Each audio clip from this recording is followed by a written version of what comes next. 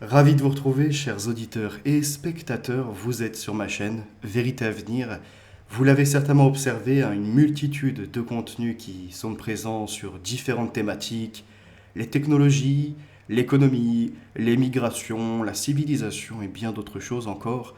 Alors n'hésitez pas à mettre un like, un commentaire et à trouver la flèche pour pouvoir partager en créant un post ou bien en prenant l'URL et en la basculant sur différents réseaux.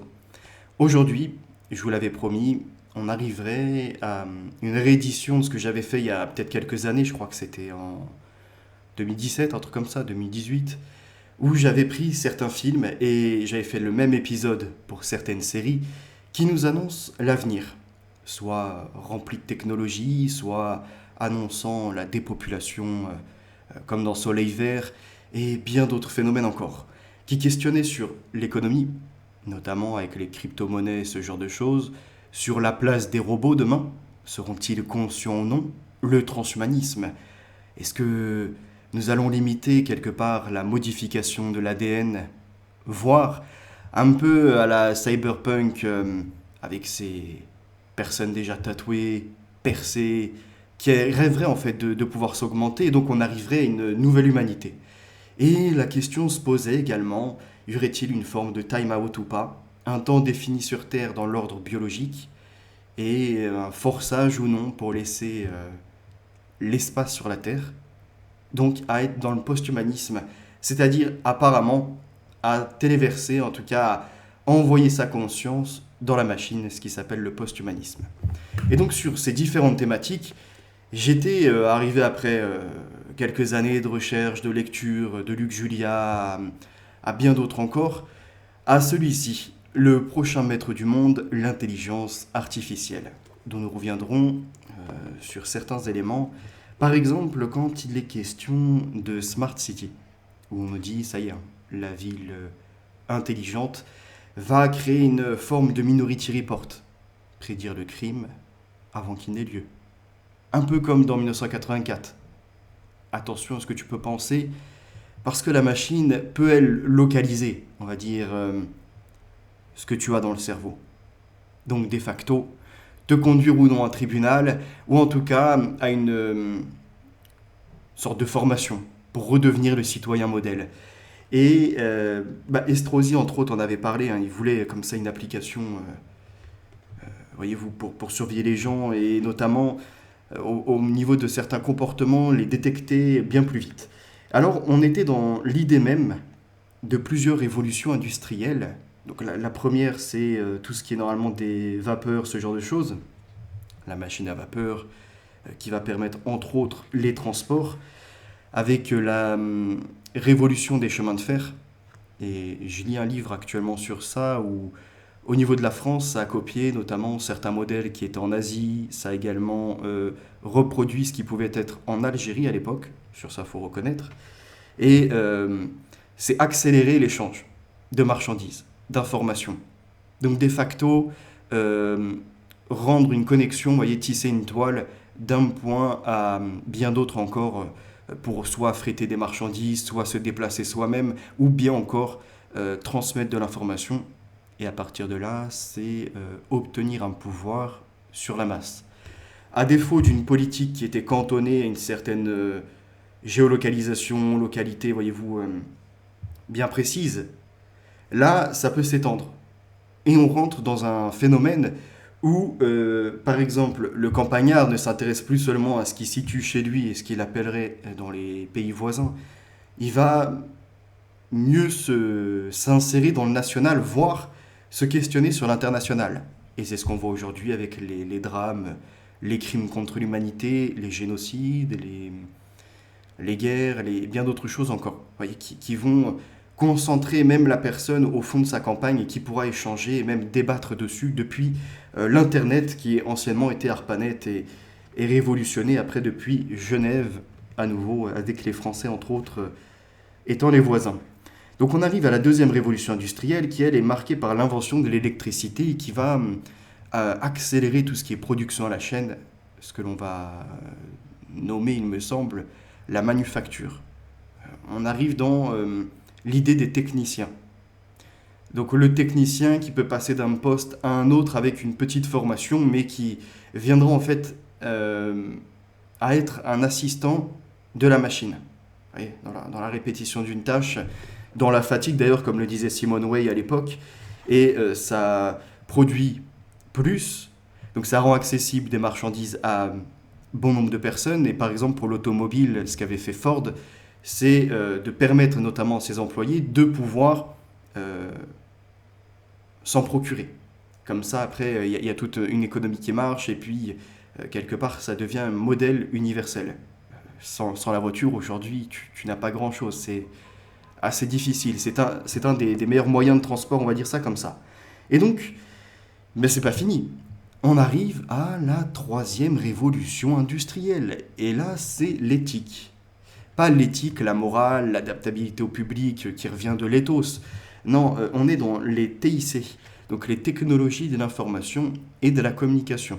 Ce qui en soi rejoint déjà les précédentes révolutions industrielles dont je vous parlais. Accélérer les flux, entre autres, de communication. Et à partir de là, tout un tas de révolutions, du Minitel à maintenant carrément l'informatique, à la miniaturisation de la technologie, selon la loi de Thomas More, où tous les 18 mois, on gagne normalement en capacité de stockage et on augmente en tout cas les performances, entre autres, des processeurs, par la miniaturisation. D'accord? C'est pour ça que souvent on se questionne, attends, à l'époque, il me fallait une disquette qui était balèze comme ça, et puis qui dedans avait un petit circuit pour enregistrer que des images. Et encore déjà c'était compliqué de les mettre. Puis nous avons révolutionné les choses avec, je crois que c'était les DVD il me semble, les CD, où là on pouvait graver un peu plus et on arrivait à mettre quelques petites vidéos depuis le caméscope, on passait par un enregistrement et on avait ce qui s'appelait les lecteurs graveurs. De ces lecteurs graveurs, on arrivait à il me semble que c'est les clés USB, c'est des disques durs externes, c'est en fait augmenter la capacité de ton appareil et tout de même avoir un support que tu peux brancher un peu euh, comme un cloud.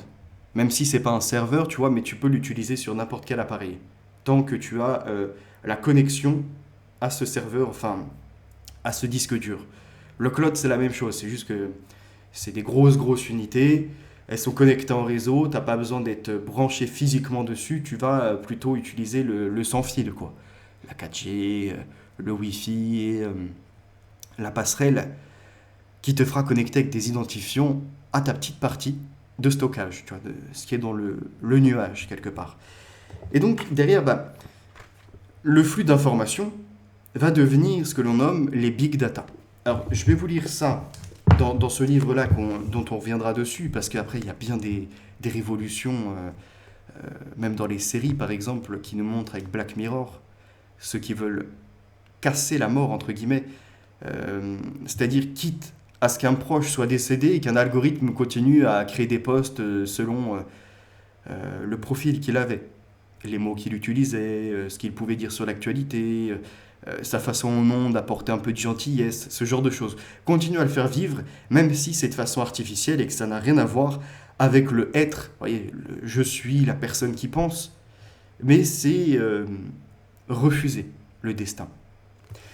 Et c'est bien d'autres choses encore hein, dont on pourra reparler, notamment sur le fait de prédire les crimes ou encore sur le côté d'enregistrer toute sa vie, soit pour la re-regarder ou autrement encore pour la mettre à la vue de tous.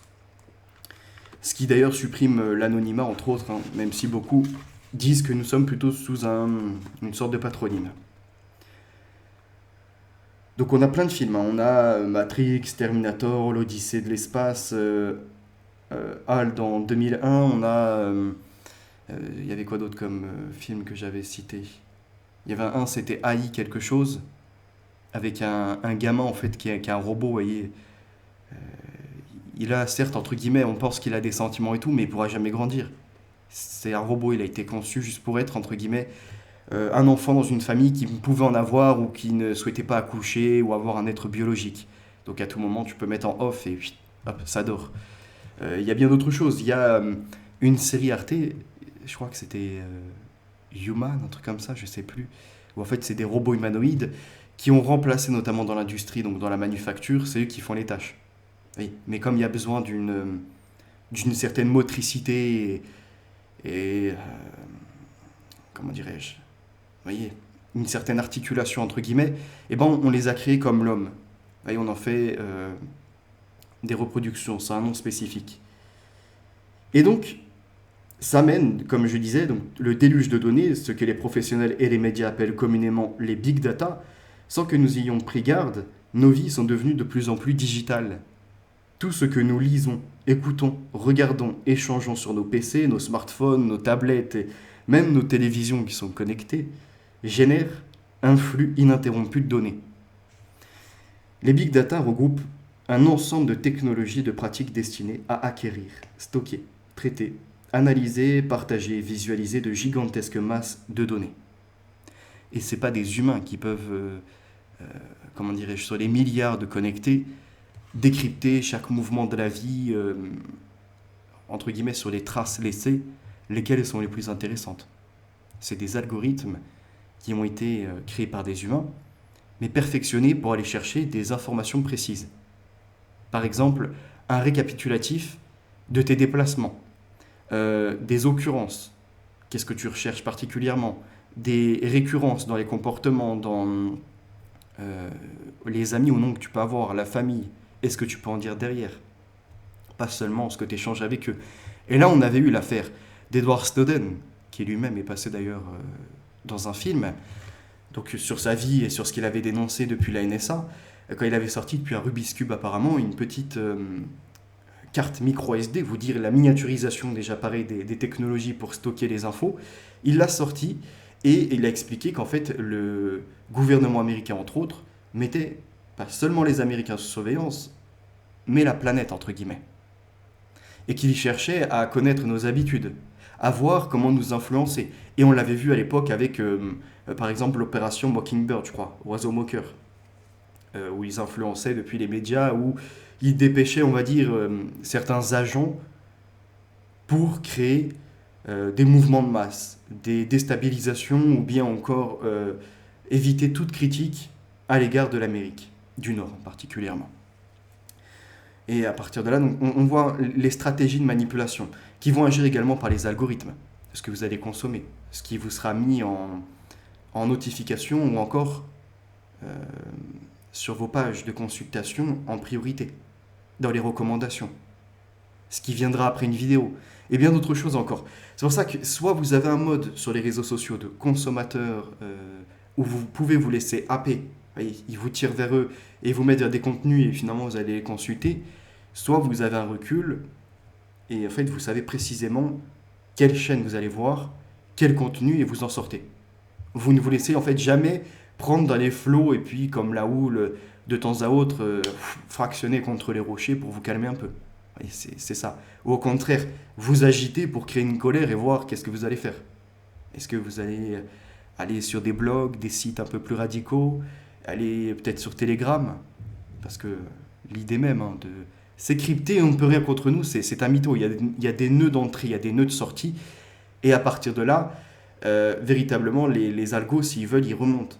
Tac, tac, tac, tac, tac. Un humain, ça prendrait trop de temps, mais il faudrait toute une équipe et remonter tous les nœuds avec les DNS et bien d'autres choses encore. Donc, le plus simple, c'est que l'algo, il remonte. Et il arrivera au nœud d'entrée ou de sortie. Un des deux, il vous localisera. C'est pour ça que même les meilleurs hackers, des fois, qui se mettaient à certains endroits, étaient pistés par des humains. Avant déjà on ait l'intelligence artificielle. D'accord ? Et après, il y a bien d'autres choses. Mais voilà, quand on parle d'informatique, il faut avoir une certaine maîtrise. Tu vois, par exemple, dire que tu peux récupérer toute une page, en gros ce qu'on appellerait le script de la page quelque part, en ayant une URL, c'est être un idiot. Parce qu'en fait, par exemple, si c'est un applicatif, tu ne pourras pas y accéder comme ça.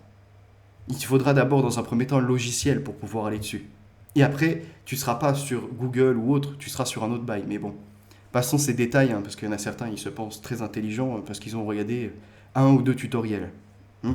Passons ceci et revenons au sérieux de ce direct. Nous ne nous mettrons pas trop sur les personnes epsilonesques. Et Je voulais vous mener après à bien d'autres choses. Donc on a des quantités d'informations qui sont consultées, échangées, page 22. Par exemple, on nous disait à l'époque, hein, parce que ça date un petit peu, je l'avais je crois déjà en 2018 il me semble ce livre, eh bien le volume des données, et on y reviendra dans ce livre, hein, connaît une croissance exponentielle. Chaque minute, au niveau mondial, nous échangeons près de 70 millions de mails. Pendant ces 60 secondes, Google enregistre plus de 2 millions de recherches, 340 000 tweets postés, 3 millions d'avis sont donnés par les 1,2 milliard d'utilisateurs de Facebook et 138 000 heures de vidéos sont regardées sur YouTube. Ce qui conduit d'ailleurs à voir que les mastodontes sont soit asiatiques, soit américains. Où sont passés tous les ingénieurs du Moyen-Orient ou encore d'Afrique que l'on nous vend à longueur de temps? Je me demande où est leur système d'exploitation, où sont leurs téléphones, où sont encore leurs moteurs de recherche et bien d'autres choses. Pour ceux qui apparemment ont inventé les mathématiques, révolutionné la médecine et bien d'autres choses. Et qui ont des milliards. On peut penser à l'Arabie Saoudite et au Qatar et encore à d'autres pays comme ça, mais qui ne possèdent rien. En tout cas, sur le domaine technologique. Ils investissent énormément, mais jusqu'à preuve du contraire, ils ne proposent rien. Donc ça fait des tas de données, de consultations, d'influences possibles, et derrière, on se dit que, comment dirais-je, on est dans, je crois que c'était 8TH Wonderland, le film, vous voyez, Alice Wonderland, où il y a un monde dans le monde.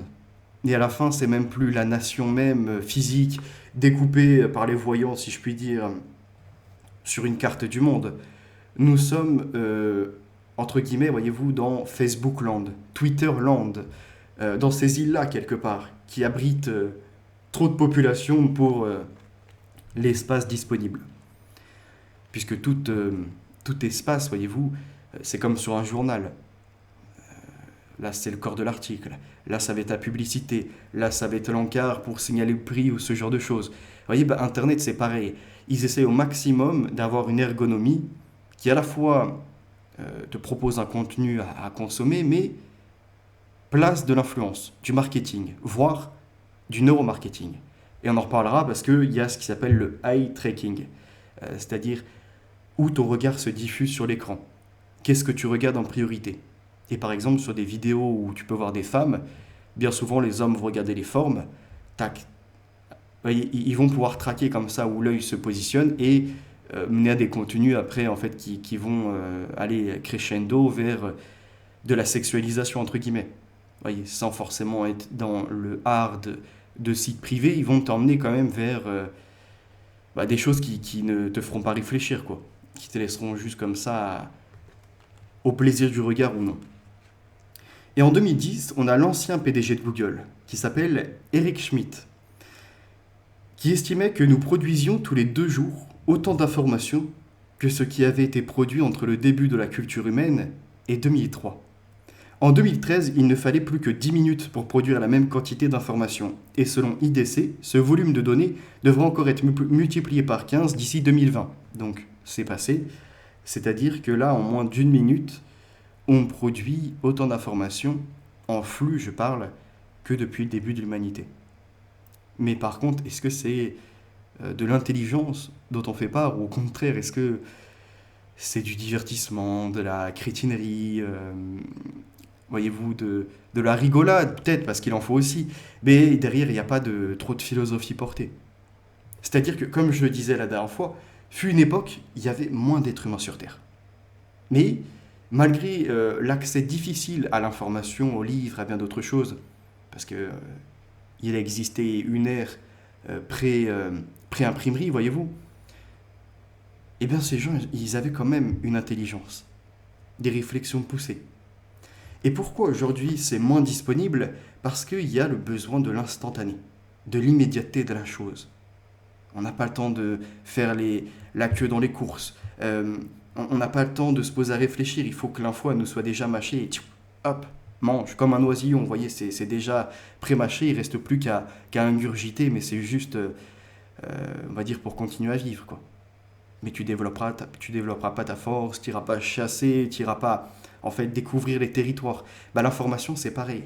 La philosophie, il en est de même. Vous voyez, c'est chasser, c'est prendre les bases de ce qui nous a été donné avant, puisque nous avions ingurgité des infos, mais de ce socle-là, maintenant, à nous de prendre notre envol quelque part, et d'aller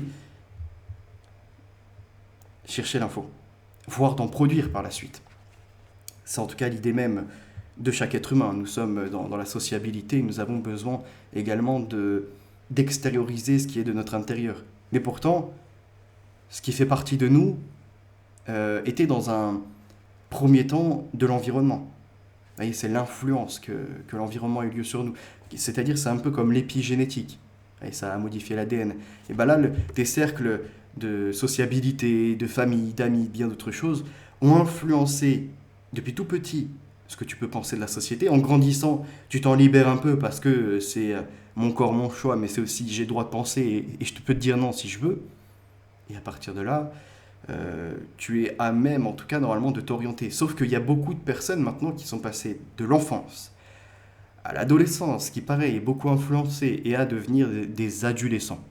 D'accord? C'est pas des adultes. Ils restent dans une phase où ils n'arrivent pas à couper certaines branches, quoi. Et à voir ce qui pourra pousser le meilleur ou non, d'ailleurs, la vision qui s'en dégage.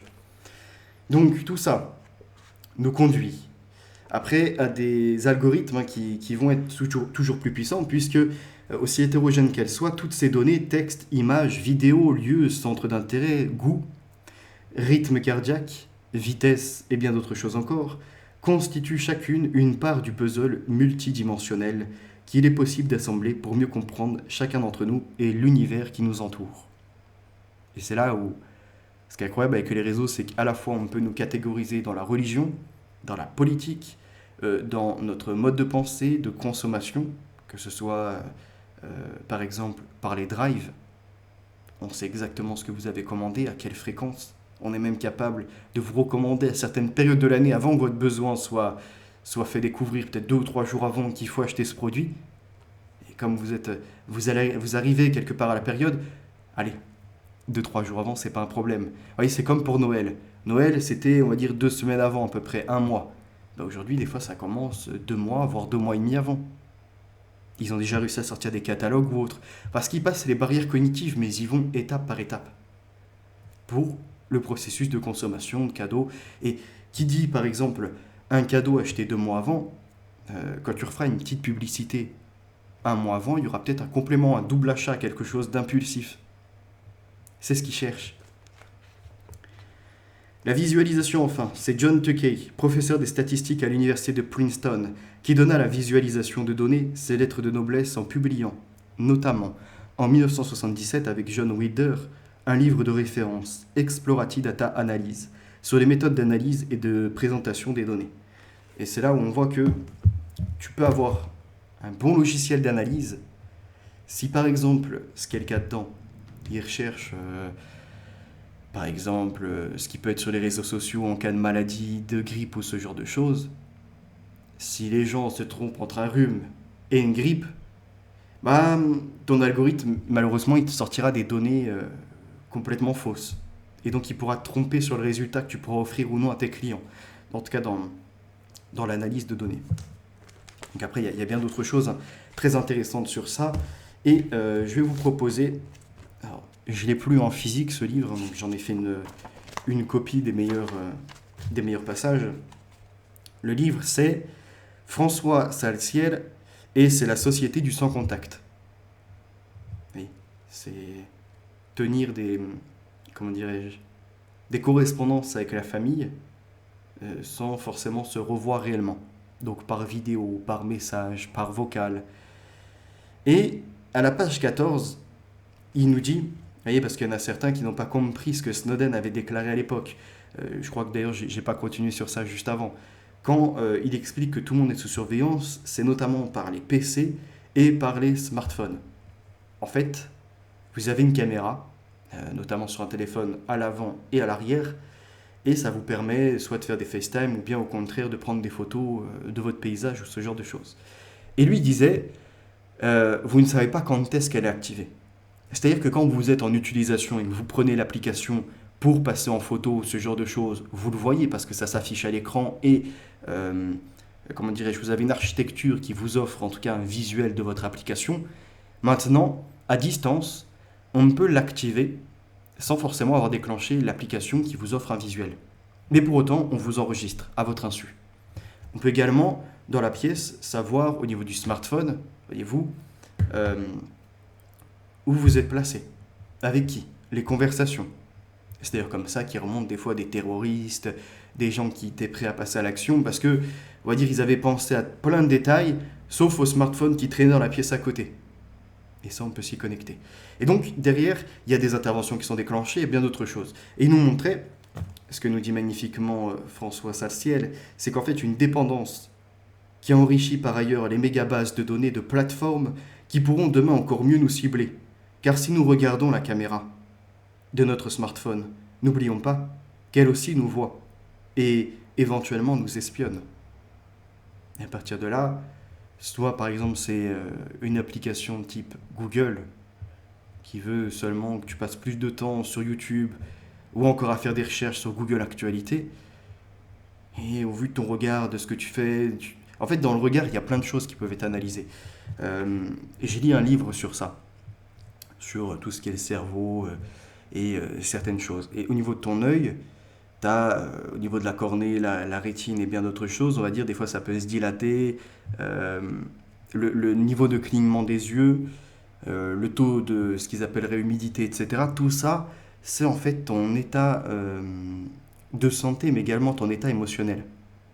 Ils sont capables de voir si là tu es triste au fond, si tu veux, malgré un sourire que tu pourrais afficher jusque-là, dans ton regard, ils pourront analyser si tu es inquiet, tu es triste, ce genre de choses. Et donc ça mène à ça. Des gens, des fois, qui ont 10 ou 15 ans de retard et qui se questionnent de pourquoi ils ont, je sais pas, ils ont parlé d'un sujet, ils ont une publicité sur ça, ou encore le smartphone était face à eux. Oui. Et moi, j'allais plus loin à l'époque, je vous disais, entre autres, pour tout ce qui était Apple et tout là. Vous savez, 30 000 points du visage qui sont détectés pour la reconnaissance faciale. Je vous disais que ça reste pas que dans le téléphone pour ma part, ça va dans une base de données. Et ça servira par la suite, tout ce qui est système de surveillance, notamment pour les Britanniques MI6, pour les Français, je sais pas, peut-être la DGSI ou je sais pas exactement, vous voyez, les services un peu d'intervention secret, on va dire, qui sont là pour éviter des drames et bien d'autres choses. Et euh, tout ça, ça nous fait perdre. Attendez, je vais revenir après à la distribution. On coupe tous les liens, on va dire, les intermédiaires entre l'homme et la technologie. On fait en sorte que vraiment la technologie soit omniprésente. Ce qui mène, donc, comme on était sur les caméras, je vous emmène à cette page-là. La technologie entre dans nos habitudes et change nos réflexes. On confie à Google nos moindres interrogations et angoisses. Au premier symptôme, on l'utilise pour s'auto-diagnostiquer au grand désespoir des médecins. Google, c'est tout sur tout le monde. Personne ne ment à Google. Ou alors, c'est, quoi qu'il arrive, de toute façon, une personne qui se fera trahir. Vous voyez, si elle fait des recherches à contrario de tout ce qu'elle pense, et bon, en fait, l'algorithme il sera capable de le détecter. Tu ne peux pas le tromper comme ça. On va dire qu'il faut y aller avec plus d'intelligence. Mélanger le vrai du faux. Et c'est là où c'est tout un travail, entre guillemets, pour pas être pisté ou ce genre de choses.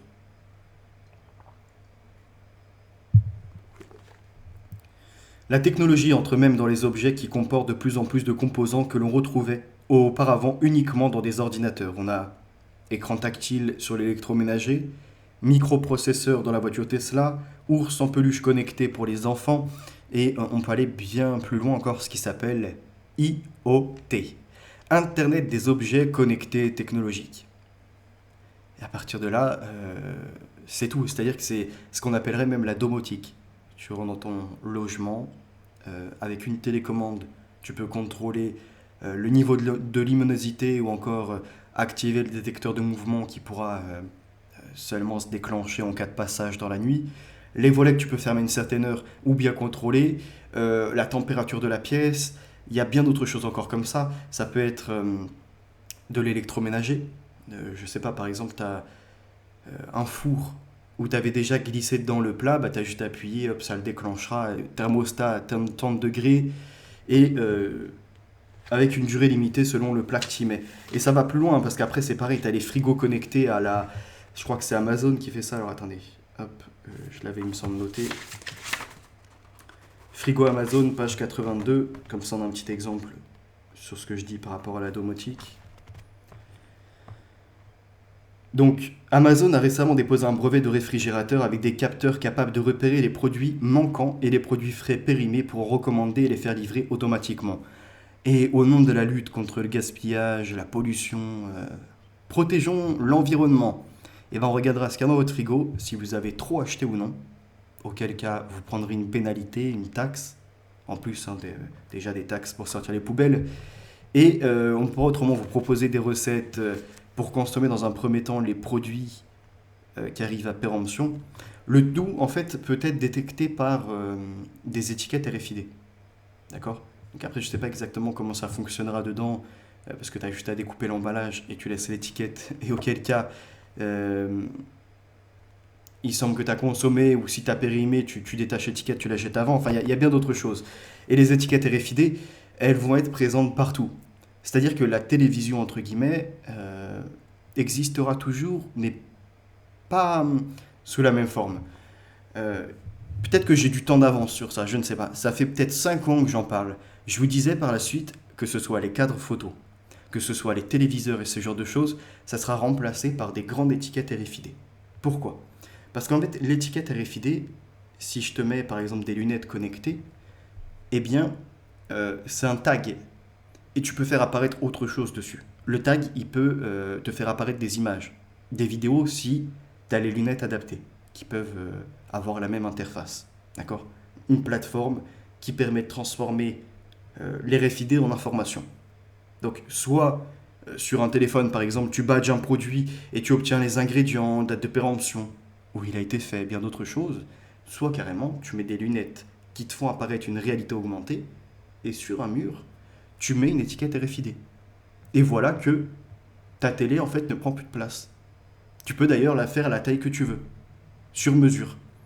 Tu peux même passer d'une pièce à une autre pièce sans, entre guillemets, perdre l'image. C'est-à-dire que là, sur ton mur, tu avais une étiquette RFID, tu vas dans la cuisine, il y en a une autre qui est placée. Donc en fait, ton téléviseur passe d'un endroit à un autre. Et le son parvient depuis les lunettes ou depuis des écouteurs ou encore depuis une enceinte placée dans chaque pièce. Vous voyez, ça peut aller bien plus loin encore. Et quand je regardais Harry Potter il y a quelques années de ça maintenant, eh bien, il y avait un moment, un truc qui m'avait assez marqué, c'était le journal. Il l'ouvre et dedans, tu as l'actualité où en fait c'est animé. Vous voyez, une sorte d'image holographique un peu qui apparaît et puis tu vois, tel groupe a fait ça, enfin des infos quoi. Et je me disais, par la suite, comme les journaux papier sont en mal actuellement, il faut les révolutionner. Qu'est-ce qui coûterait pas trop cher et qui permettrait de créer une sorte de magie ? Eh bien, des journaux avec des petites étiquettes RFID qui te feraient apparaître l'actualité sous une nouvelle forme.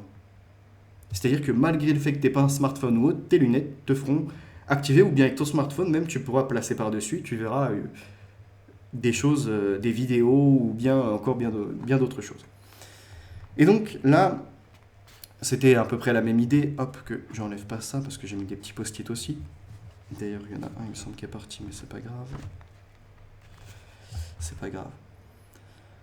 Donc de la même manière qu'aujourd'hui, ordinateur, etc., tout est connecté à Internet, tous les assistants intelligents seront connectés en discussion permanente entre eux pour faire des choses à notre service. À terme, nous serons au cœur d'un véritable écosystème d'assistants intelligents de plus en plus autonomes. Et comme certains ont la flemme de faire les courses, ce genre de choses, ils pourront se faire livrer. Et le frigo pourra détecter ce qu'il faut consommer ou non avec, sur l'écran du frigo, une demande de validation quand même. Vous voyez, l'intelligence artificielle, l'algorithme te fait une proposition, mais c'est toi qui disposes. Tu valides ou non d'ailleurs la transaction, ce genre de choses. On va dire, l'humain, on lui laisse quand même la main sur la chose. Page 21 dans celui-ci, on revient donc à la société sans contact. On observe que Facebook commémore les meilleurs moments importants de notre vie. nous alerte également sur les anniversaires. Faites de vous un ami exemplaire. Bah, il y en a certains, ils connaissent même pas la date d'anniversaire de leurs frères et sœurs ou de leurs parents, mais par contre, sur leur ami, entre guillemets, ils savent la trouver. Et en priorité, grâce à Facebook, les notifs, les recommandations, ce genre de choses. Et on a le site en fait qui se substitue à notre mémoire. Et c'est là où on arrive à la Société du Poisson Rouge de Bruno, je ne sais plus comment il s'appelle, mais je vous l'ai présenté récemment. La, comment dirais-je, l'attention de l'humain est à 9 secondes. Le poisson rouge est à 8. Quand il fait le tour du bocal, il l'a déjà oublié. Dans la petitesse de son espace, il a l'impression d'être dans quelque chose de grandiose. Un monde qui, à chaque fois, est à redécouvrir chaque jour, alors qu'en fait, c'est toujours le même. Et bien là, on est à peu près dans le phénomène parallèle, voyez-vous, en égalité avec ça. Internet. De plus en plus, quand je regarde sur Twitter, l'actualité est affaiblie. C'est-à-dire que il y a, comment dirais-je, un objet qui doit être l'attention de tout le monde. Là récemment, c'était Iman, je sais pas quoi, là, le boxeur, la boxeuse, peu importe, on s'en fout. Mais ça apparaissait. Comme si c'était un phénomène international et que tout le monde devait être concentré sur ça. Alors qu'en vrai, je veux dire, c'est une médaille, quoi. C'est comme si on était sur Léon Marchand toute la journée ou bien d'autres encore. C'est bien, il faut les applaudir, mais bon, après, tu vas pas passer 3 4 jours sur ça, tu t'en fous en fait. Euh, les personnes qui les ont eu il y a 4 ans ou encore 8 ans, 12 ans, etc. Vous voyez, on est déjà plus sur eux, quoi. C'est vraiment épisodique, ça apparaît et puis passe à l'actualité suivante. Par contre, des choses qui devraient être traitées disparaissent. Ton attention doit être absolument avec l'intention, voyez-vous, de ne plus se concentrer sur l'essentiel. Et donc derrière, pour revenir à ceci, on a Mark Zuckerberg qui avait racheté la start-up CTRL Labs qui développe une interface cerveau-machine et ainsi ses lunettes pourront bénéficier de capteurs aptes à décrypter les signaux cognitifs du cerveau grâce à la rétine. Et on avait également les lentilles connectées, je crois que c'est Sony, il me semble qu'il avait breveté ça mais qu'il les a pas encore sorties parce que, on va dire, faut pas qu'il y ait de rejet, faut pas qu'il y ait d'infection. Donc il y a tout un travail aussi sur la matière, on va dire, un peu comme du comment je pourrais appeler ça, du biomatériau, quoi. Vous voyez, c'est quelque chose qui doit pas être rejeté par le corps, qui doit passer, pas créer de complications non plus, pas de fatigue. Donc il y a tout un travail. Mais ça veut pas dire que ça ne verra jamais le jour. Et c'est comme les Google Glasses. Elles étaient sorties, elles ont été retirées parce que c'était pas la bonne période et que les gens, majoritairement, n'étaient pas prêts. Il faut les préparer par le cinéma, par les publicités. C'est comme pour la puce RFID.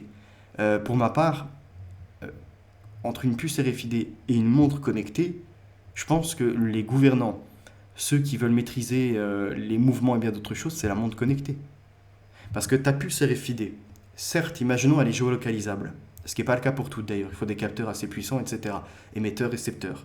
Eh bien, Radio Frequency Identification, elle n'aura pas tout un panel pour analyser ta chaleur corporelle, ton rythme cardiaque, ton état de santé, ta tension, ce genre de choses. Par contre, une montre connectée, elle, munie de multiples capteurs, peut te localiser, peut avoir un micro pour enregistrer les conversations. Savoir, et on va en reparler après, qu'est-ce qui peut t'animer. Au contraire, tes traumas, tes moments de gênance et bien d'autres choses. Elle a la faculté de savoir à quel moment de l'année tu es en bonne santé ou pas, et bien d'autres éléments encore. Ce qui ramène d'ailleurs au livre de Bill Gates sur comment éviter la prochaine pandémie, où dedans il parlait bien, à un moment d'avoir une technologie qui surveille les gens, où on sait leurs déplacements, et surtout on peut anticiper, on va dire, les foyers épidémiques, pour intervenir au plus vite. Je crois que son idée même, ça s'appelle germe. Vous comprenez un peu l'idée même, le germe, la base, entre guillemets. Eh bien, ça a une autre définition, mais ça revient au même. Intervenir sur le foyer, quand ça s'étend un peu plus, c'est un autre nom encore, mais dans les premiers instants, quoi. Confiner. Faire des dépistages. Et plus seulement à la pharmacie ou encore auprès de personnel de santé. Que tu aies toi-même ton matériel pour te dépister. Voyez, et que depuis les smartphones, on puisse suivre, comment dirais-je, si tu as bien pris ton traitement, si tu es bien resté chez toi, et bien d'autres choses encore. Et ça ira plus loin, la protection des enfants. Qu'est-ce qui demain n'empêchera pas, au vu du nombre de crimes contre les enfants, surtout dans les foyers, ce qu'ils appellent l'inceste, qu'il y ait une caméra chez les parents, pour qu'à tout instant, s'il y a maltraitance, violence, manquement des parents, par exemple, à donner de la nourriture aux enfants, bien d'autres choses encore, ce soit identifié par l'algorithme. Ça peut aller très très loin dans l'état de surveillance. Il y avait une série sur ça qui s'appelait, que j'ai pas trop kiffé en plus, mais quand même je l'ai regardé parce il y a toujours une part, entre guillemets, d'intrigue, de réflexion sur ce qui adviendra. C'est... je sais plus, putain. Les gens, ils sont parqués dans certaines zones. Et derrière, tu as tout un tas de services secrets qui ont mis des caméras dans les villes. Dans les logements, il y a carrément également des micros. Ça fait aussi penser à la série, je crois que c'était Silo, il me semble. Tout est sous surveillance, pareil. Mais sauf que là, c'est à l'intérieur des miroirs, carrément. Tu les vois pas, les caméras sont à l'intérieur. Et il y avait le film The Circle également, avec la montre connectée, qui te montrait en avance également la technologie qui allait être annoncée par Apple. Et dedans, il y avait cette idée de serveur en souterrain non déclaré qui mesurait bien des éléments sur l'état de santé, pour par la suite proposer ou non des interventions et géolocaliser toute personne, hein, même dans le moindre recoin du monde qui n'est pas forcément connecté, en moins de 20 minutes. Voyez, en diffusant des images, en créant du harcèlement, etc. Et ils avaient montré une petite technologie comme les AirTags. Vous voyez, la toute petite taille, c'est une pièce à peu près de 2 euros, peut-être un peu plus gros, en caméra, et qui était positionnée dans plein de villes du monde, mais où la population même, les populations n'étaient pas au courant. Pour les mettre sous surveillance, quoi. Et en même temps, vérifier les climats et bien d'autres choses. Toute la remontée de données qu'il y a derrière. Il y a un livre que j'ai lu là, et j'ai pas réussi à le retrouver, parce qu'en fait j'avais fait pareil, un papier comme ça. Il parlait des épandages. Il n'y avait pas seulement les épandages, vous voyez, où ça fait des nuages et c'est de la géo-ingénierie. Il y a aussi, je crois que c'était iodure d'argent, ou je sais plus. En fait, c'est un élément qui va être diffusé et qui va permettre, comment dirais-je, des meilleures communications, par exemple militaires. Et de détecter le moindre objet, on va dire, qui ne devrait pas être dans l'espace aérien. Il y avait quoi d'autre dedans? Il y avait la possibilité, il me semble, de voir les bâtiments. En fait, par l'utilisation, si j'ai bien compris la chose, d'un gros appareil qui peut émettre des ondes, eh bien, pour refaire le décor, il fallait diffuser une sorte d'iodure d'argent, je ne sais plus exactement, voyez-vous, et tu pouvais tout refaire en mapping, quoi, on va dire, comment je peux dire ça, sur ordinateur, sur informatique. Et à l'époque, je vous disais, c'est là où je me suis égaré, il y a tellement d'infos, vous voyez. Les smartphones, pour moi, depuis qu'ils ont été connectés à Internet, avec Google Maps et ce genre de choses, quand tu tiens ton téléphone dans la rue, chez toi, peu importe, ils sont capables de tout recartographier. Certes, on voit les voitures passer avec leurs gros appareils photo, vidéo qui... Ouais, il prend plein de photos comme ça et puis il passe. Et il fait, on va dire, tac, tac, tac, point stratégique par point stratégique. Et après, il te reproduit ça en informatique. Et c'est comme ça que tu peux naviguer, passer, vue aérienne, ce genre de choses. Eh bien, je pense que les smartphones recréent un monde. Et je me questionnais l'autre jour, il y a peut-être, l'autre jour, il y a quelques années quand même, je vous avais partagé, il me semble, une partie de la vidéo de 2017 ou 2018 sur Inception. Le rêve, dans le rêve, dans le rêve. Ce qui veut dire qu'en fait, c'est à partir du moment où on a réussi à créer le même décor que ton monde réel, c'est à quel moment tu fais la différence. Oui. Déjà, dans la métaphysique et les méditations, notamment la méditation première de Descartes, tout remettre en question. Tout est faux ou pas? Et puis tu te rends compte que je pense, donc je suis réel. Déjà, on part sur un principe vrai. Et je fais la différence entre mon sommeil et mon état éveillé. Parce qu'on va dire, dans mon sommeil, il y a plus de possibilités de déformer le monde. Alors que dans mon état réel, je subis l'environnement, si je puis dire. Oui, je ne suis pas maître de tout. Je suis maître de ma pensée, maître de choses, mais je ne peux pas comme ça déformer le décor. 2 plus 2 égale 4. Dans mon sommeil, ça peut être 4 comme ça peut être 10. Vous voyez, on peut, comment dirais-je, faire en sorte que tous les PNJ, vous voyez, les personnages entre guillemets que l'on crée dans notre rêve, dans notre scénario, eh ben, soit ils adhèrent à notre idée, soit ils sont nos adversaires, enfin on peut avoir une multitude. Par contre, donc, pour pas vous perdre, dans le réel, tout ça, c'est pas possible. Et je peux pas imposer mon idée à l'autre. Et lui-même est conscient et donc il acceptera ou non de me rejoindre ou de me combattre. L'environnement, je peux pas le détruire, etc. Mais pourquoi Inception alors? Mais parce que ceux qui travaillent sur l'ingénierie, sur tout ce qui relève des synapses, des neurones, comment dirais-je, de notre perception du monde par rapport à nos sensations et qui aiment d'ailleurs nous tromper par des effets d'illusion, par bien d'autres choses encore, sont peut-être dans l'idée de produire un autre monde. Éviter une surpopulation et puis en même temps voir qu'est-ce que l'imaginaire pourrait produire dans la machine. Vous voyez? Et je pourrais comme ça après développer, mais bon, il faut que je vous mette des images, ça sera plus simple, parce que si je vous exprime ma pensée, vous voyez, tout le monde ne va pas forcément la rejoindre, la comprendre. Il y a ce que je dis, il y a ce qui peut être perçu, et puis après, il y a ce qui sera vraiment ressenti, quoi. Donc je vais essayer de vous donner une belle forme à ça, mais c'est pour vous dire que j'ai des soupçons sur un programme de ce type. D'accord? À quel but, quelle fin, etc., je ne sais pas vraiment, mais l'expérience ne s'arrête jamais. Voyez, le scientifique a besoin de voir jusqu'où il peut. Et quelle est la meilleure piste pour un scientifique que, entre guillemets, de vouloir remettre en cause l'existence de Dieu?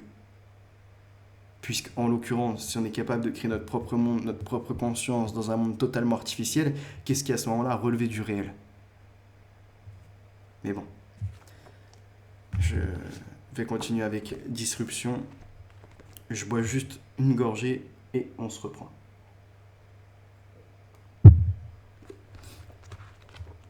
« 21. Donc là, les algorithmes modifient nos comportements. Alors on a des équivalents de ce test du marshmallow existeront de manière algorithmique et s'exerceront sur nous en permanence de manière invisible via nos comportements en ligne pour nous évaluer sur tout type de critères. Il est déjà possible de déduire certains aspects de notre personnalité, notre état d'esprit et notre humeur avec des algorithmes qui analysent nos comportements sur les réseaux sociaux. Fréquence d'utilisation, clics, contenu liké ou partagé, etc. En 2017, un rapport interne de Facebook a révélé que les algorithmes de la plateforme étaient désormais capables d'identifier les adolescents stressés, anxieux ou manquant de confiance en eux pour alimenter des campagnes de publicité ciblées. Et qu'en sera-t-il demain de l'obligation de soins, d'être suivi, d'avoir un accompagnement au nom de cette utopie de tout le monde aime tout le monde? Nous sommes dans le communisme, appartenons à la même famille, alors nous devons voir le bien de l'un et de l'autre. Il y avait pareil, je crois que c'est un épisode de Black Mirror sur ça. Et c'est la secte. Fais attention, j'aime plus c'est Black Mirror ou c'en est un autre. Ça fait aussi penser au meilleur des mondes. Si t'es pas bien, petite notif quelque part, prends le cachet de Soma.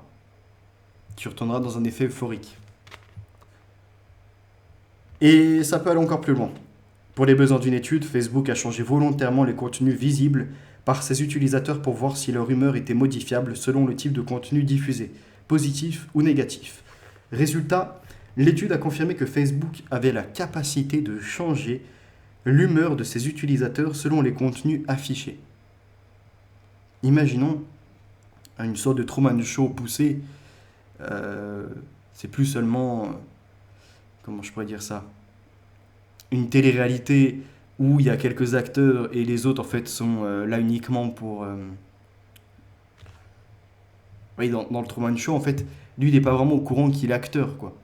Puis il y a tous les autres qui sont à côté, qui sont là pour créer le scénario, faire le show, répéter, voir à quel jour il se réveillera, quoi. À quel moment il comprendra qu'en fait, mais tous les jours c'était la même chose. Oui. Quand est-ce qu'il viendra sectionner cette part du poisson rouge pour essayer de voir plus loin, on va dire. Pas seulement entendre, écouter ce qu'on lui transmet par la télé ou encore ce qu'il y a au travail, les conversations avec les collègues, ce genre de choses. Quand est-ce qu'il vivra sa propre vie? C'est à peu près ça la chose. Et bien là, On va plus loin, on va dans un modèle où, au nom de l'expérience, ce qui s'appelle la recherche-action, vous voyez, l'action-recherche, un peu à l'autre qui travaille au Tavistock, dont je n'ai plus le nom en tête, eh bien, euh, on vous prend pour cible, un jour comme ça, et on veut voir votre comportement. On essaye de regarder si on peut vous pousser au suicide. Ou pour d'autres, on regarde si on ne peut pas vous passer d'un état un peu pitoyable, voyez-vous, vous étiez en train de vous apitoyer sur votre sort, vous étiez dépressif, vers du côté d'une bonne humeur, d'un changement, d'une envie d'ailleurs de se reprendre en main. Et il y a plusieurs comme ça, à mon avis, et je parle même pas du gang stalking, ce genre de choses, vous voyez, une sorte d'harcèlement qui viendrait par différents réseaux et qui serait poussé jusqu'au réel. Non seulement les algorithmes ont la possibilité de nous connaître jusque dans nos traits les plus intimes, mais ils ont aussi la possibilité d'influencer nos humeurs et donc nos choix et nos décisions. L'influence de ces algorithmes sur nos vies donne le vertige et soulève de nombreuses questions éthiques et juridiques auxquelles nos sociétés ne sont pas prêtes à répondre. Nous allons devoir faire preuve d'humilité face au pouvoir de prédiction de ces algorithmes qui nous prouveront de plus en plus que nous sommes beaucoup plus prévisibles que nous le pensons. Toi qui t'absentes quelques jours d'Internet et qui reviens, tu pensais que le jour où tu allais revenir, c'était quelque part du hasard, entre guillemets, personne ne pouvait l'anticiper, et pourtant, il y a déjà une pièce qui était mise sur ça.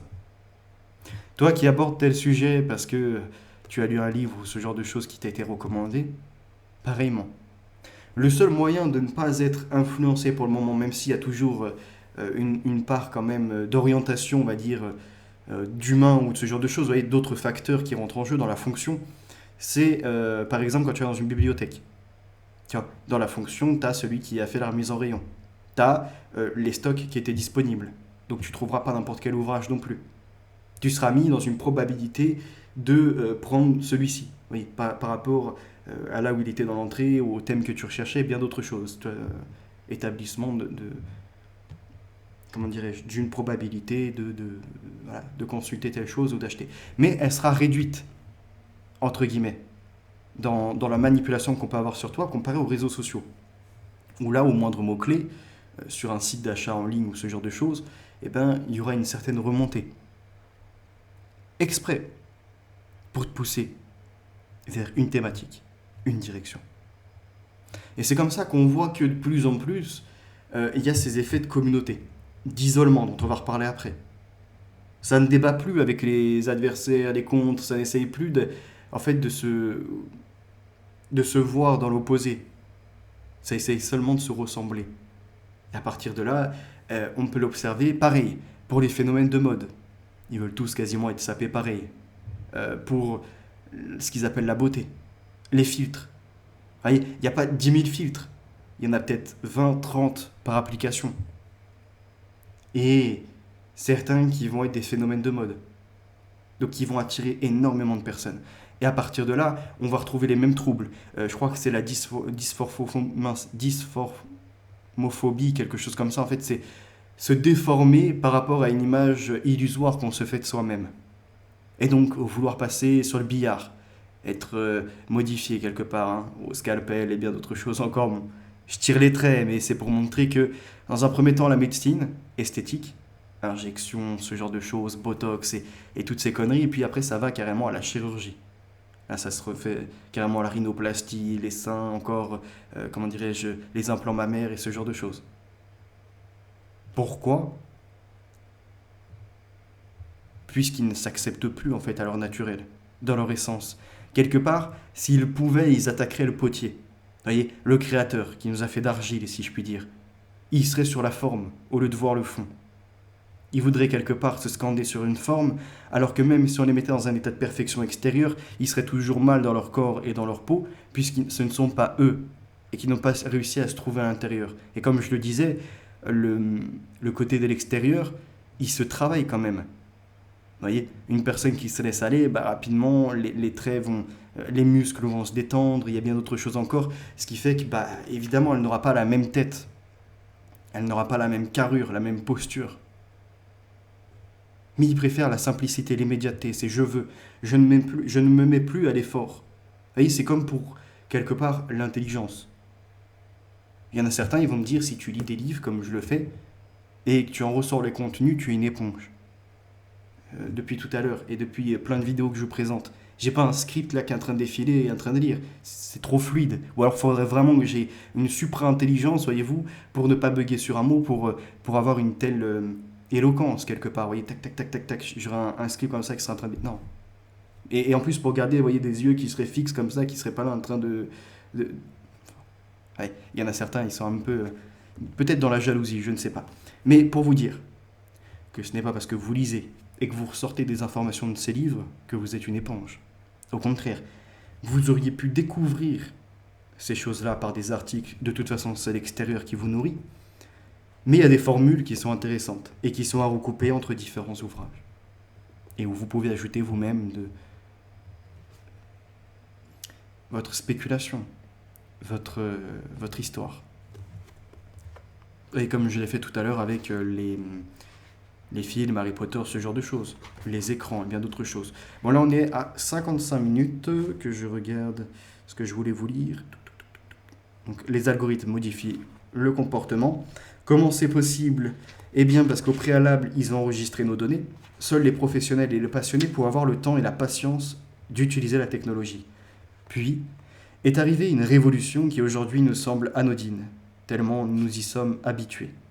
La souris qui a permis d'utiliser chaque pixel des écrans avec plus de liberté, puis la souris qui par la suite a laissé place carrément à l'écran tactile, où là c'est notre doigt petit à petit, c'est une extension du corps, ça devient un outil, ça devient, vous voyez, comme un contact, l'homme avec la femme, vous voyez, il y a une sorte de douceur entre guillemets, il y a du tactile, vous voyez, il y a la sensation du toucher. Là, c'est la même chose avec le smartphone. Bon, c'est pas les mêmes rapports, c'est pas... Mais c'est l'idée même, vous voyez, de se familiariser et de ne faire qu'un quelque part avec cette technologie où tu la maîtrises du bout des doigts, quoi. L'appareil projette nos applications directement sur une surface et utilise des capteurs pour repérer nos mouvements et rendre la surface tactile. Quant au clavier, au départ physique, il se décline maintenant sous forme d'applications comme SwiftKey, capable de nous suggérer des mots et des expressions en fonction du contexte. Je crois, moi, c'est ce que j'appelle le T9. Je pense pour la plupart, en fait, ça nous saoule. T'écris un mot, pouf, ça te le modifie ou ça t'en met un complètement différent. Ça rend fou. Mais au fur et à mesure, ça va véritablement, par contre, se perfectionner. C'est comme pour les mots qui étaient lus par un vocal robotique. À l'époque, ça faisait un peu Nono le petit robot. N-O-O. Vous voyez. Alors qu'aujourd'hui, c'est carrément une voix fluide. On a deux doigts de reproduire ce que fait l'humain. D'ailleurs, je vous en reparlerai avec Terminator. Je vous avais fait la vidéo en 2017-2018 et je vous avais dit, tout ce qu'on fait au téléphone, ça disparaît pas. C'est enregistré. Les mots, l'accentuation, le rythme, bien d'autres choses encore, la hauteur, la tessiture, tout ça. Et demain, ils seront capables de se faire passer pour toi. Vous savez, je crois que c'était Terminator 2, un truc comme ça, là, le méchant qui après fait la voix d'une femme, il raccroche. Ou la voix de l'enfant, je sais plus, mais voilà, pour tendre un piège, quoi. Eh bien, il y a une série également, je crois que c'est The Capture ou quelque chose comme ça, pareil. Et ça peut même autrement. Attendez, c'était quoi aussi? Là, on n'est plus dans la reproduction d'avant, on est carrément dans la reproduction physique également. C'était dans euh, Utopia, je crois. Où le gamin est accusé d'avoir fait un crime, d'avoir pris une arme comme ça, en avoir assassiné certains, alors qu'en fait, pas du tout. Il était ailleurs. Bon, c'est ce genre de choses. Donc après, rien sur les claviers, moi ce qui m'intéressait c'était l'enregistrement de données, de notre voix, ton, expression, type d'humour, style, nos tournures de phrases, et bien d'autres choses encore. Et ce qui m'a fait marrer, c'est ceux qui se croient forts en crypto, voyez, en cryptage, pas seulement en cryptographie ou ce genre de choses. Les codes secrets, comme quand t'es enfant. Comme si l'algorithme ne pouvait pas détourner ça. Vous voyez. Je vous en parlerai prochainement parce que c'est plus que risible. Quelqu'un qui qui voulait donner une leçon sur les technologies, l'informatique, alors qu'en fait, c'est des plus pittoresques ce qu'ils proposent. Et c'est par exemple, toi, tu vas par exemple avoir un ami et tu lui dis, on sait jamais, si un jour tu reçois un appel ou autre, si vraiment t'hésites, c'est moi ou pas au bout du téléphone, ce genre de choses, on a ce code-là. Mais une fois qu'il va être employé une fois, tu le gardes, tu le changes, tu vois, et le code, c'est pas n'importe quoi. Donc c'est à nouveau, ça n'a rien à voir avec les vrais codes intelligents, le type Enigma, où là vraiment ça bouge. Ouais, il faudrait être dans une folie, dans une paranoïa pour chaque semaine avoir avec ses amis ou sa famille. Tiens, on change de code parce que là, en plus, le code, faut pas qu'il soit enregistré. Enfin, faut pas en avoir parlé à proximité d'un téléphone, d'un ordi ou autre parce que sinon c'est mort. Euh, enfin bref, vous voyez, c'est entrer dans un état de folie, en fait, dans un état paranoïaque. Et c'est recherché. Allons à la page numéro 36. Ce que je vous disais tout à l'heure, le eye tracking. Et d'ailleurs, j'avais un ami qui avait un Alienware en ordinateur. Et j'étais choqué, hein. C'est incroyable. Tu peux carrément déverrouiller même le PC, je crois que c'était en 2-3 clignements de jeu, en fait, tu lui mettais un code, quoi. Et ça reconnaît vraiment si c'est toi ou si c'est quelqu'un d'autre, hein. En revanche, il y a une manière plutôt prometteuse d'interagir avec la technologie à distance. C'est le fait de le faire simplement avec le regard. L'eye tracking correspond à des dispositifs capables de capter le mouvement et la direction de nos yeux pour piloter des machines ou utiliser des applications. Le concept fait rêver. Nous allons pouvoir utiliser notre smartphone sans les mains, simplement en visant certaines zones de l'écran avec le regard. Et donc une intensité, on va dire, et là par exemple je regarde dans cet angle-là, tac, je veux absolument ouvrir, voyez, le fichier que je regarde. Et peut-être que pour éviter de se tromper, il y aura, je sais pas, par exemple, votre fichier, vous voyez, il est entouré en vert. Et si tu clignes une fois des yeux, tac, c'est bien lui, donc il s'ouvre. En fait, il y aura une communication, un langage. On en revient à ce que je disais. Fut une époque où on parlait tous la même langue, est venue la division de la langue par Babel, vous voyez, la démesure de l'humain qui voulait remonter carrément au ciel pour dire, regarde Dieu, je me mets à ta hauteur quelque part. Voilà, c'est à peu près ça l'idée. Donc, les langues deviennent multiples, mais même dans la précédente langue qui existait, il y avait différents langages. Chaque métier a son propre langage.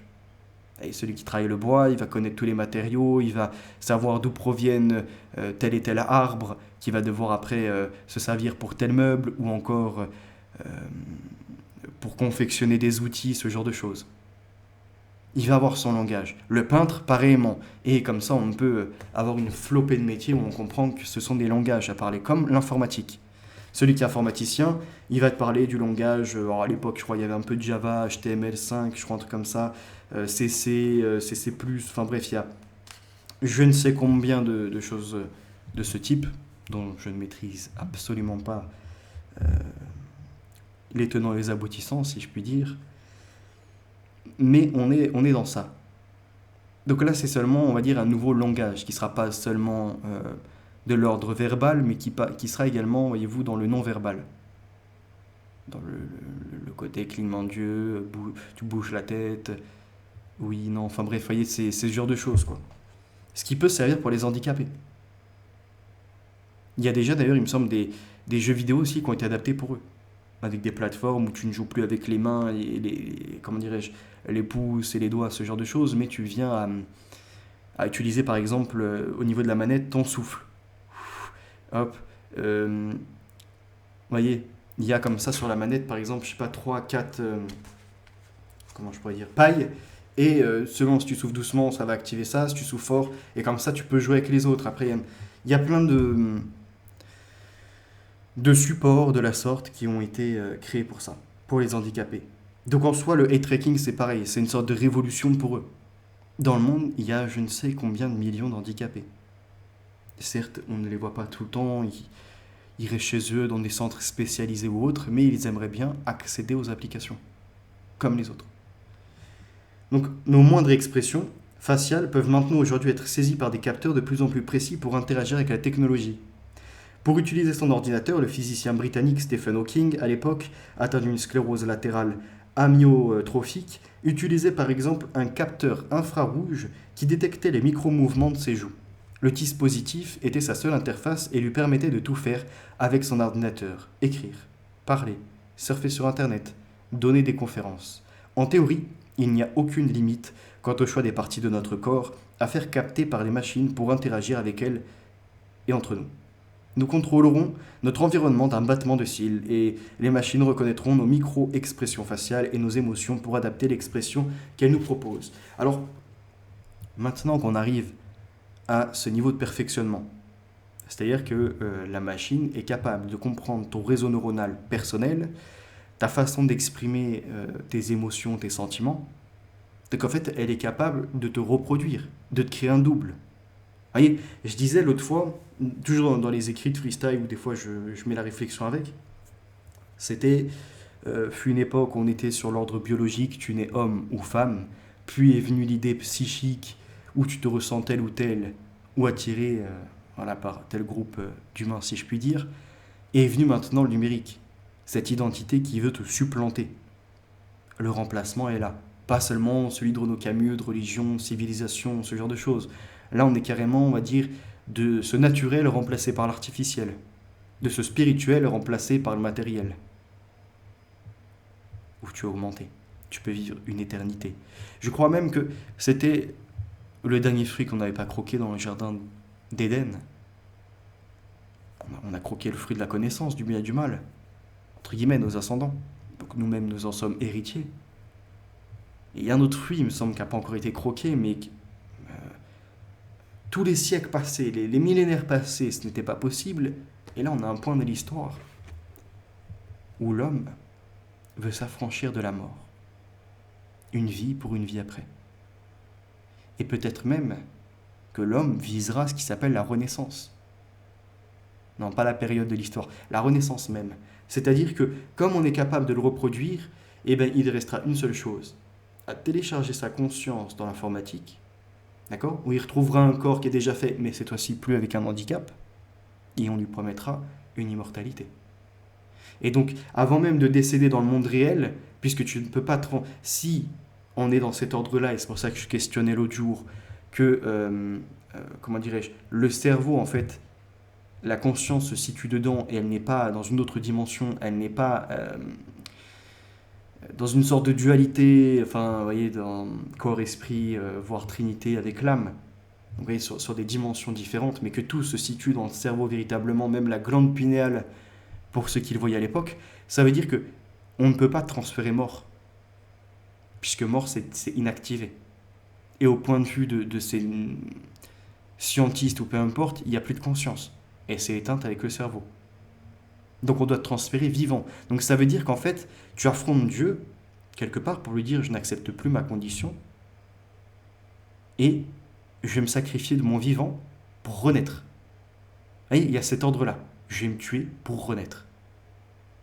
C'est quand même incroyable. Et derrière, l'immortalité informatique, comme je disais, c'est l'histoire d'un great reset, d'un grand recommencement, d'un effacement. Une fois que tout le monde s'est téléchargé dedans, que se passe-t-il ?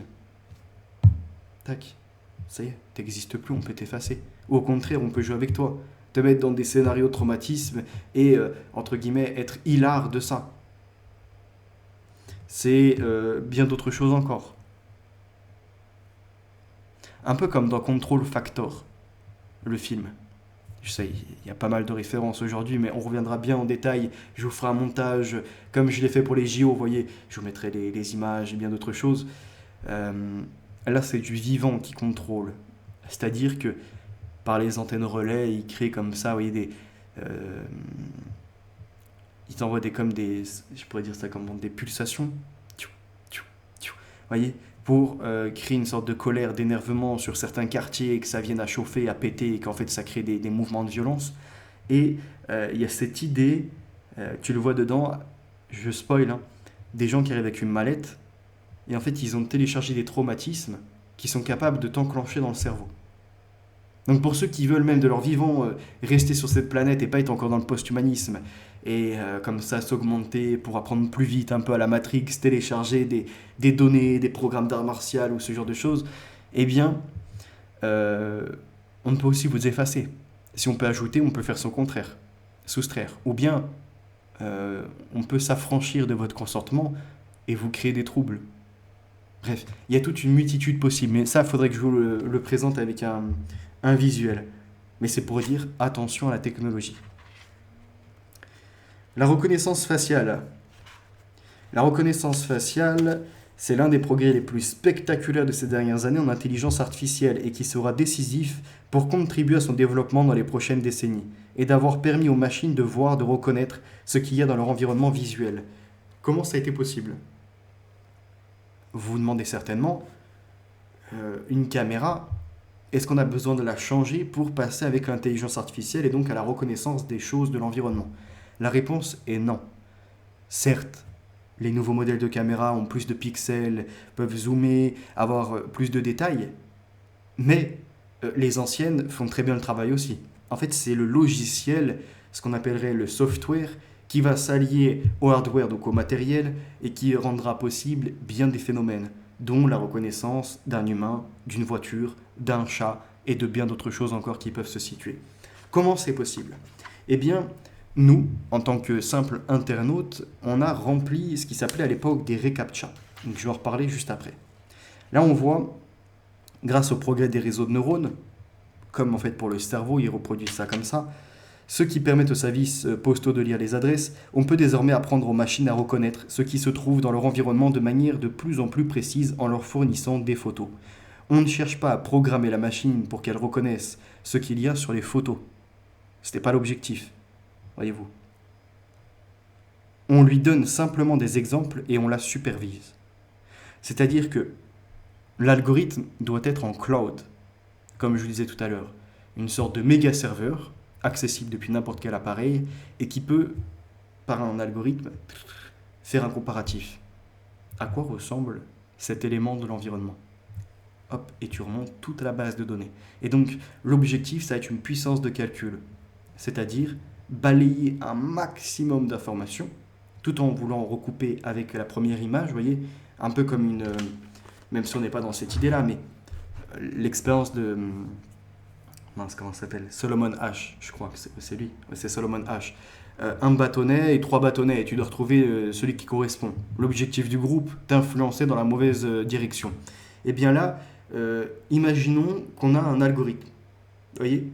Mais lui, il n'est pas là pour être influencé vers la mauvaise direction. Seulement, il doit chercher la bonne réponse. D'accord ? Donc il va avoir tout un tas de photos qui vont passer. Et il me semble que par exemple pour reconnaître un chat, c'était de l'ordre de centaines de milliers de photos avant de pouvoir reconnaître le chat. Alors qu'un enfant, même en bas âge, que lui en montre 2 ou 3, en même pas 4 jours, ça y est. T'as pas besoin de lui montrer 100 000 fois que c'est un chat. Il saura dire que c'est un chat. Là est la différence entre l'intelligence humaine et ce qu'ils appellent l'intelligence artificielle, qui pour moi est plutôt une intelligence d'algorithme. Voyez ? IA, intelligence en algorithme, mais pas une intelligence artificielle comme si elle était comparable à l'intelligence humaine. D'ailleurs, il y a un livre sur ça que je vous lirai prochainement, c'est de l'ordre notamment de la pensée, de réfléchir, de l'humain, comment il est plus puissant tout de même qu'une machine. D'où l'idée, et je vous disais, d'Elon Musk et de d'autres, de nous faire croire que l'IA est dangereuse, et que nous devons absolument rentrer un peu comme dans le monde de Matrix, nous connecter aussi pour la combattre. Ou comme dans Terminator. Vous voyez, certaines machines qui sont là pour combattre les autres. Et bien là, c'est la même chose. En fait, les ordinateurs, même quantiques, même ceux qui sont en train de développer de l'ordre un peu biologique, où ils tentent de récupérer des neurones et de mélanger ça après avec des circuits électriques, ça ne sera jamais équivalent à un esprit humain, au cerveau humain plus précisément. Donc leur seul moyen de créer une intelligence artificielle vraiment intelligente, c'est de la juxtaposer sur une vraie intelligence, en l'occurrence humaine. Et donc à partir de là, nous serions connectés et de temps à autre effacer notre réalité pour justement faire les puissances de calcul et faire travailler la machine par rapport à nos propres bases de données que nous avons déjà. Vous voyez ? D'où l'idée peut-être d'avoir une sorte d'élite humaine qui a fait plein d'aventures, plein de choses, avec plein de profils différents, de les réunir et eux de les asservir comme la nouvelle machine, par tout leur savoir, connectés à un cloud. Ce qui ferait un peu penser d'ailleurs à comment il s'appelait Enfin, même si c'était pas la même chose, mais dans l'image, c'est Minority Report. Vous savez, je crois que c'est 3 ou 4 femmes qui sont mises dans l'eau avec un bonnet, et je crois que c'est des électroencéphalogrammes, quelque chose comme ça, qui sont connectés et qui permettent de prendre l'info, le message, voir qui est le danger.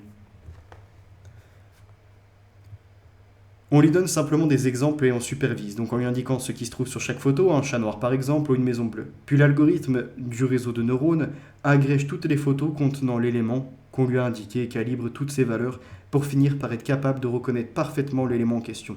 L'algorithme fonctionne en montant dans les niveaux d'abstraction. Il part des pixels, puis définit les contours, les formes, puis l'objet en relation avec les autres éléments sur la photo. C'est par exemple de cette manière que Facebook est en mesure de vous reconnaître sur vos photos lorsqu'un ami ou une autre personne d'ailleurs vous tag sur une photo. Il indique à l'algorithme que vous êtes sur la photo et Facebook n'a plus qu'à agréger toutes les photos où vous êtes identifié, puis à calibrer son réseau de neurones pour ensuite pouvoir vous identifier tout seul sur de nouvelles photos. À l'époque, vos amis identifiaient, tac, ils mettaient un carré, et là c'était vous. Eh bien, aujourd'hui, il n'y a même plus besoin de faire le carré. Si un de vos amis met une photo, ça peut directement vous identifier. En tout cas, ils savent que c'est vous. Plus l'algorithme aura vu d'exemples, plus il sera capable de reconnaître ce qu'il y a sur les photos avec un taux d'erreur décroissant. En 2012, Google a fait la une de la presse en annonçant avoir appris à son intelligence artificielle le concept de chat. Les ingénieurs ont fait visionner des millions de vidéos contenant des chats à leur algorithme d'intelligence artificielle pour l'entraîner à reconnaître un chat. Et donc après on a le deep learning et l'autre c'est deep learning et machine learning. Et l'image donc est légèrement floue, on distingue les caractéristiques, après ça continue comme ça, et ce qui nous intéresse c'est plus loin. Donc là 49, tac. Alors normalement dessus il y a l'exemple de la montre connectée, ou c'est moi qui l'avais rajouté, je sais plus. La révolution du deep learning a permis aux machines de reconnaître ce qu'il y a dans leur environnement, de leur donner la vue. Je vous renvoie à ce que je disais l'autre jour sur la vue, qui est à l'origine quelque part du péché, de l'orgueil, de la jalousie et de bien d'autres choses. Donc imaginez donner la vue maintenant à de la machine. Leur permettre dans un premier temps l'émerveillement comme un enfant de reconnaître, et puis à la fin la jalousie ou non. Si jamais on la rendait intelligente. Mais pour se rapprocher de l'intelligence, il manquait aux machines la capacité à apprendre à atteindre toutes seules des objectifs, le tâtonnement. C'est désormais chose faite avec le reinforcement learning, apprentissage par renforcement, qui n'a pas encore le succès médiatique du deep learning, mais dont tout le monde parlera bientôt en faisant référence à l'intelligence artificielle. Avec le reinforcement learning, on dote la machine d'un environnement avec des contraintes et des possibilités d'action, ainsi que d'un objectif à atteindre. Puis, on la laisse s'entraîner par essai, erreur, pour qu'elle atteigne cet objectif toute seule. Dans cette approche, on renforce l'algorithme en le récompensant lorsqu'il se rapproche de l'objectif attribué et on le punit lorsqu'il s'en éloigne, comme un enfant. On peut par exemple apprendre à une machine à jouer toute seule un jeu vidéo comme Super Mario. L'objectif de la machine est de terminer le niveau sans mourir, en maximisant le total des points. La machine joue en essayant plusieurs stratégies, en gardant celle qui fonctionne le mieux et en introduisant des variations aléatoires dans son jeu pour découvrir de nouvelles stratégies potentielles.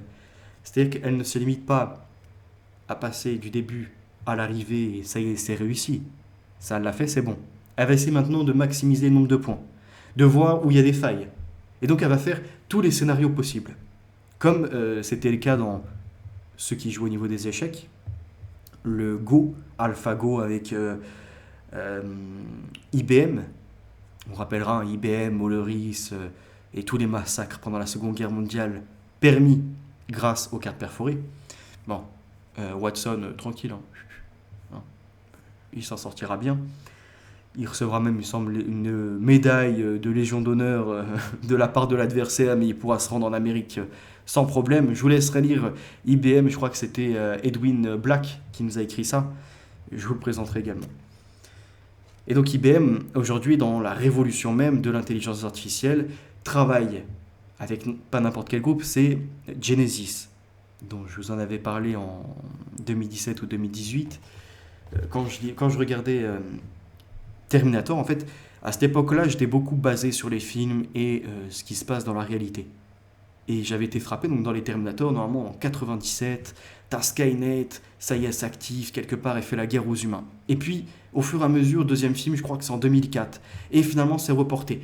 Et arrive le film Terminator Genesis, qui en fait fait référence à Genesis, l'entreprise, puisque euh, la base même de ce Claude qui doit se développer dedans en 2017, euh, depuis l'ordre médical, mais qui est en fait un Claude qui gère également tout ce qui est les corps armés et qui va déclencher une guerre thermonucléaire, eh bien, euh, celle-ci est donc Skynet. Et on apprend que Skynet est en fait Genesis, qui est un Claude, une intelligence artificielle, et finalement qui veut faire la guerre aux humains, pour X ou Y raison. Et dedans, donc, après, il apparaît en Californie. Et j'avais cherché Genesis, qui avait à l'époque le logo 666. Ils l'ont changé et quasiment fait disparaître de partout d'Internet. Mais il y en a encore quelques items, quelques traces. Eh bien, sur son ancien site, il faut absolument que je retrouve la vidéo parce que là, ils ont carrément remasterisé le site. Mais sur l'ancienne version, on voyait qu'ils travaillaient avec Microsoft, Orange Bank, qui d'ailleurs, Orange Bank, c'est passé sous le tapis maintenant. Ils travaillaient avec, je crois que c'était Boston Dynamics, avec d'autres groupes de l'armée. Et c'est là où je m'étais dit, putain, c'est incroyable. Donc on était sur cette idée même euh, de robots tueurs gérés par une intelligence artificielle elle-même en cloud et qui ne s'arrête pas seulement au domaine médical ou militaire, qui contrôle tous les phénomènes de société, dont les émissions network, dont une partie de l'Internet, les gestions d'entreprises qui ont été robotisées, automatisées et en fait qui nous ont conduit au nouveau monde, à la technologie même présente partout, la quatrième révolution industrielle comme le dirait Klaus Schwab. Imaginez un peu la déstabilisation de la société. Ce que ça pourrait provoquer. Et on ne parle pas de hacking ou de ce genre de choses comme des gamins qui pourraient croire en des Anonymous ou ce genre de conneries. Hein. Ça, les Anonymous, c'était pour les enfants, les adolescents tout au plus. S'il y a plus de 25 ans passés, tu as cru un moment aux Anonymous, c'est vraiment que tu es un crétin. T'es pas fini. Les Anonymous, c'était des gens qui créaient carrément des chaînes YouTube et qui... Moi-même, on va dire, j'avais fait une vidéo à l'époque où je me marrais au vu des commentaires de ce qui était laissé. J'avais fait une vidéo, je vous la remettrai si vous souhaitez pour rigoler un peu. Et en plus, j'avais pas fait n'importe quoi, c'était par rapport aux technologies de surveillance et ce genre de choses. Mais derrière, j'avais bien fait comprendre que voilà, ça n'existe pas en fait. C'est n'importe qui prenait une vidéo avec le masque et qui prenait une voix et qui venait lui mettre un filtre, comment on appelle ça, un vocodeur. Et d'un coup, ça y est, c'est les Anonymous. Et c'était en 2016, je crois, donc je devais avoir 18 ans. Oui, c'est vraiment dans les époques de jeunesse. Et même là, j'avais compris que ça n'existait pas. Et déjà, il y avait des pistes pour le voir, que c'était vraiment de l'influence même. Quand, je crois que c'était en 2014-2015, on nous laissait entendre qu'il devrait y avoir comme ça des criminels voyez, des politiques pareil impliqués dans de sales affaires, et puis les Anonymous allaient s'en occuper, allaient mettre l'ordre quelque part, parce que nous sommes légion, et on se retrouve dans la dimension de Vendetta, V pour Vendetta, tu vois. Qui d'ailleurs est pareil, hein, une fumisterie. Faire sauter le Parlement, quoi. 73. Donc j'ai passé à la page RFID, je crois, mais c'est pas grave.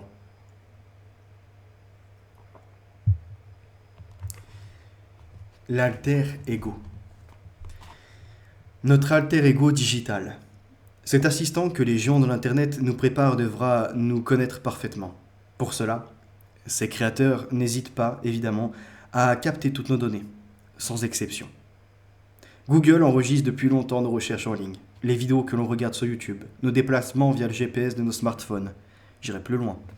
Quand tu commences à écrire un commentaire, même si tu l'as effacé, ta saisie est déjà enregistrée. Quand tu restes un petit peu sur une page, imaginons par exemple tu as ouvert un blog, un site ou même une page d'actualité et sur l'article tu vas rester un paragraphe qui te fait cogiter. Bah là, ils savent que tu t'es arrêté sur telle partie de la page. Pourquoi ? Parce que celui-ci, c'est précisément ce que tu peux partager. Il y a bien d'autres choses comme ça encore. N'oubliez pas que le micro est toujours activé quoi qu'il arrive. T'as beau le désactiver, le seul moyen c'est couper le fil.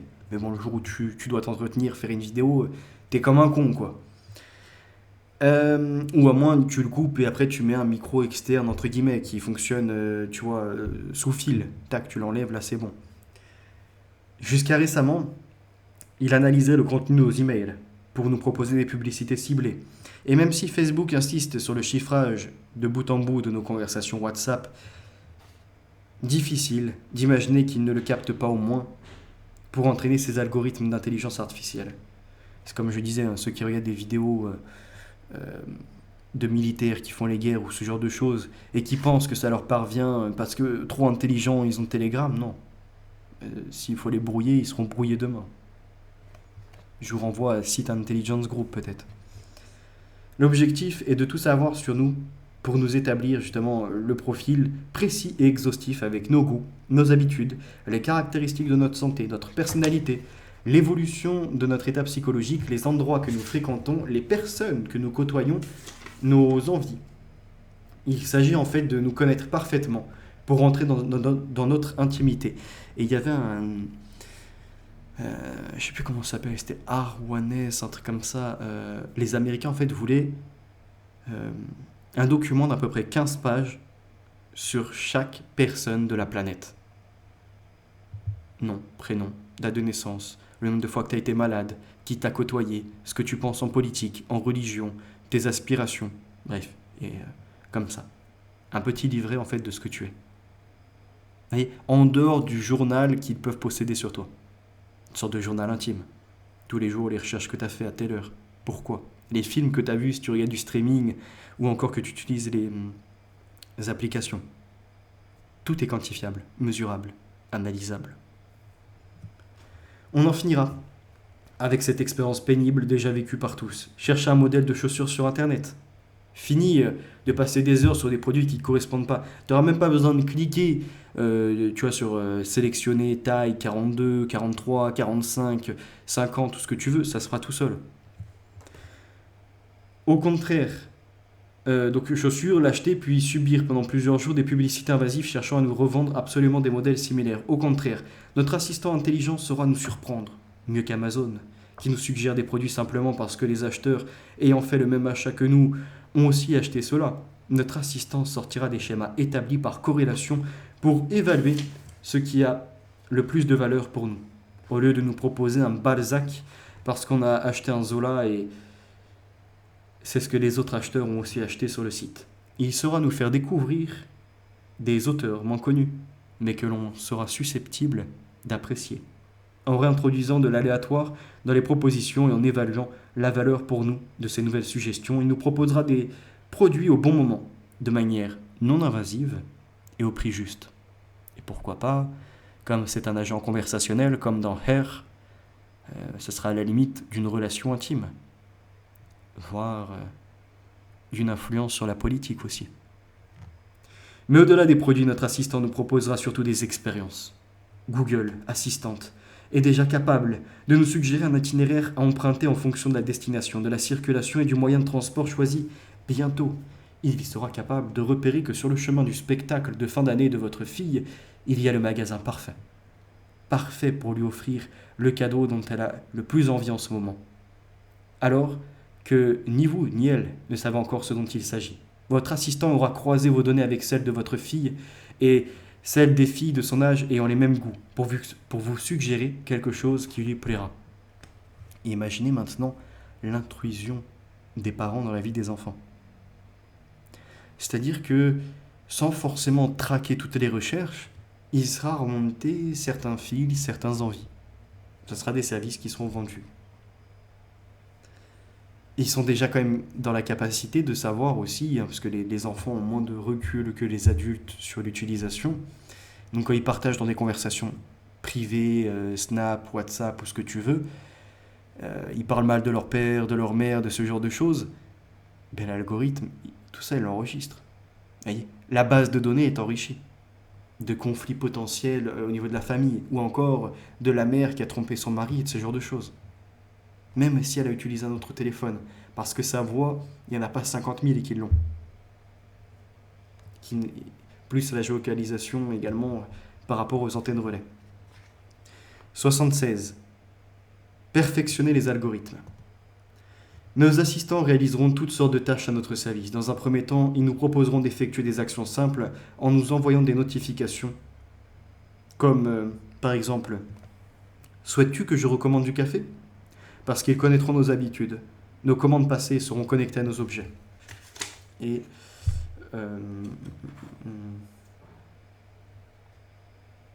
nous pourrons par exemple demander à notre assistant d'organiser nos vacances. Il sera capable d'analyser nos goûts, nos envies du moment en fonction de notre environnement de données et de nous suggérer une destination sans se tromper, comme l'algorithme de Netflix qui nous recommande le prochain film à voir avec un très haut taux de pertinence.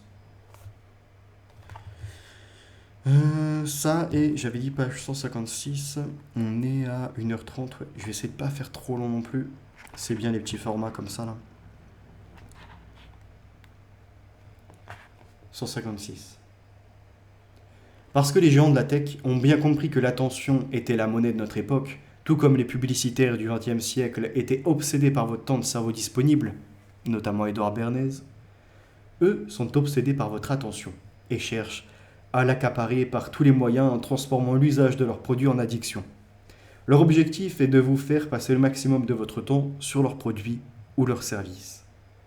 Lorsque vous ouvrez Facebook, les articles qui apparaissent sous vos yeux vous plaisent, vous rassurent, ou au contraire, vous choquent. Mais ils ne vous laissent pas indifférent. Vous cliquez, vous lisez, vous likez, mais quoi qu'il arrive, vous êtes enfermé dans un biais de contenu dont le seul but est de satisfaire vos goûts ou vos envies du moment sans vous laisser le choix de dire non. Vous pouvez faire défiler votre fil de contenu et scroller à l'infini. Il y aura toujours de quoi capter votre attention. Articles, photos, vidéos qui se déclenchent maintenant même automatiquement pour ne vous laisser d'autre choix que de la regarder une fois lancée. C'est plus seulement la vignette qui apparaît, c'est la vidéo qui se lance sans son, mais pour essayer de te prendre dans le contenu, que tu cliques.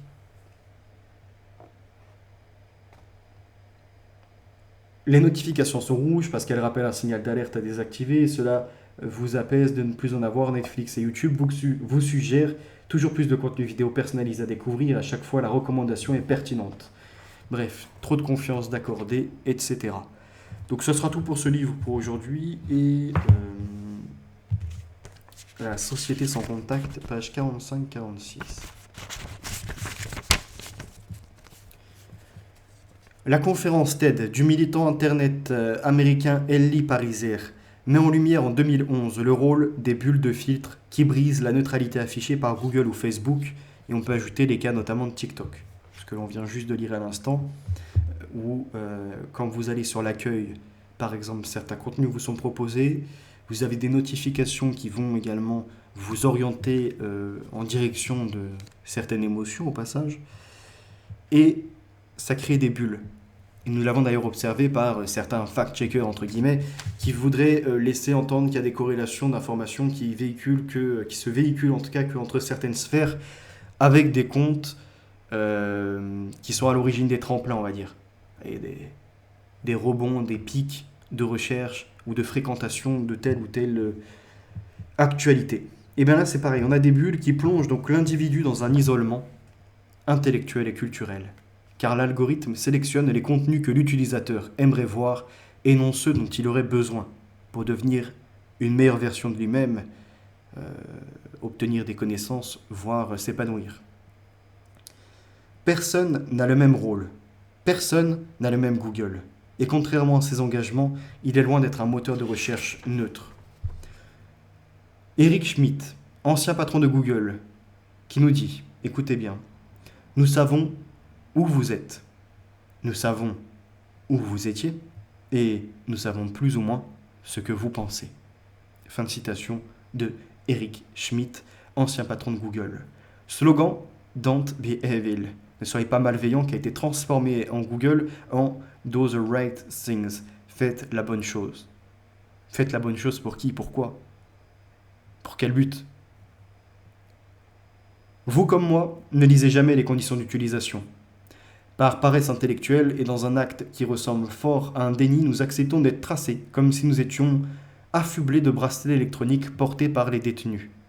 Et je l'ai déjà inscrit, le bracelet qui est à la cheville, pour les détenus, est déjà au poignet pour ceux qui n'ont commis aucun délit, mais qui se laissent surveiller, notamment pour mesurer les pas, et en dehors de ça, numériser leur fréquence cardiaque, chaleur corporelle, état de santé, ou encore, avec le Bluetooth, voir qui a été croisé. Alors après, on a la page 76 qui m'intéressait, 75-76. Estrosi, notamment, qui avait désiré installer des portiques de sécurité à reconnaissance faciale dans un établissement professionnel de sa ville, qui est le lycée Les Eucalyptus. Une expérience menée également au lycée Ampère à Marseille. Vraiment mettre les bâtiments sous surveillance. Dans d'autres pays, il me semble que, en dehors des uniformes, les gamins ont des sortes de AirTags. On sait s'ils sont présents en classe, s'ils sont sortis du bâtiment, et bien d'autres choses encore. Caméras installées dans les couloirs qui suivent notamment la trace et les déplacements des lycéens. Puis, notamment, ça pourrait servir à la lutte contre le harcèlement, l'isolation, ce genre de choses. La CNIL a rendu un avis défavorable. Mais sauf que, il y a ce qui s'appelle la fenêtre d'Overton. Joseph P. Overton consiste, donc cette fenêtre, à sortir de la zone où les idées et les opinions sont considérées comme acceptables par la société afin de gagner du terrain. En clair, inacceptable au vu du danger, des gens qui sont menacés, des personnes isolées, des problèmes de santé et tout ce qui s'ensuit, eh bien, ça commence à devenir un peu nécessaire. Et puis en fait, carrément, après, ça va de soi. Il faut l'imposer au monde. C'est à peu près ça, en grossissant les traits, la fenêtre d'Overton. Et on a la start-up Q-I ou 1 qui propose de détecter les émotions sur les visages filmés par les caméras de surveillance. Pour faire simple, les caméras, par l'analyse des expressions, du froncement des sourcils, des battements de paupières et même dans certains cas du rythme cardiaque, peuvent savoir si un individu mijote un sale coup. Pourquoi d'un coup comme ça, là, le cœur se met à battre rapidement ? Il a prévu de frapper quelqu'un, d'aller assassiner, de voler.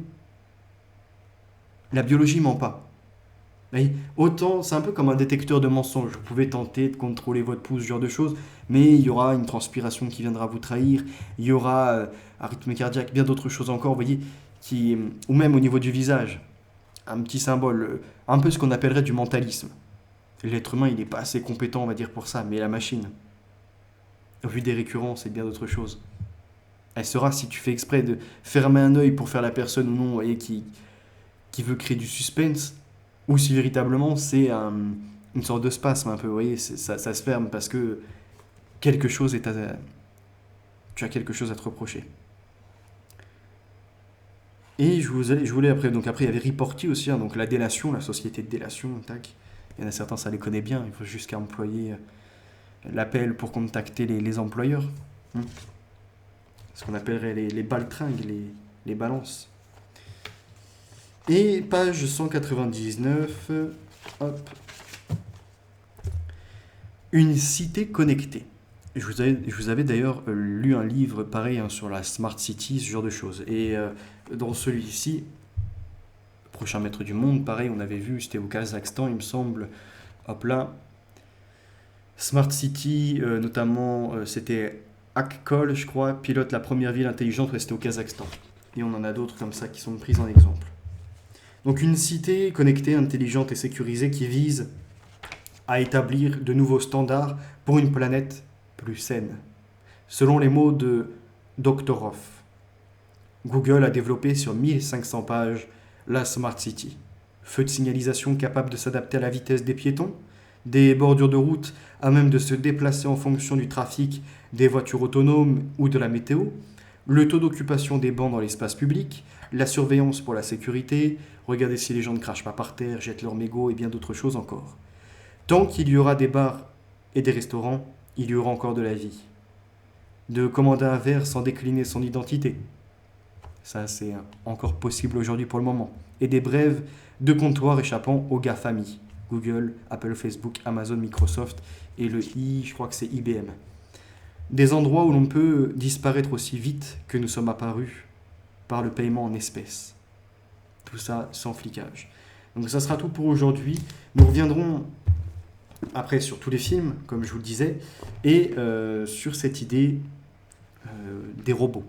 Seront-ils intelligents, munis d'une sorte d'âme? Et à partir de là, on est un peu dans le shintoïsme, animisme, vous voyez, qui croit que les humains, en fait, c'est comme les objets, ils auraient des esprits. Il y a différentes choses, conceptions sur ce sujet-là. Et on verra la transformation de la famille. Nos futurs aidants sont en cours de développement dans une usine japonaise, puisque les Japonais refusent l'immigration, mais veulent par contre de la robotisation, comme le disait Zemmour en plus aussi. On en a marre de l'immigration, on veut de la robotisation. Moi, je suis ni pour l'un, ni pour l'autre.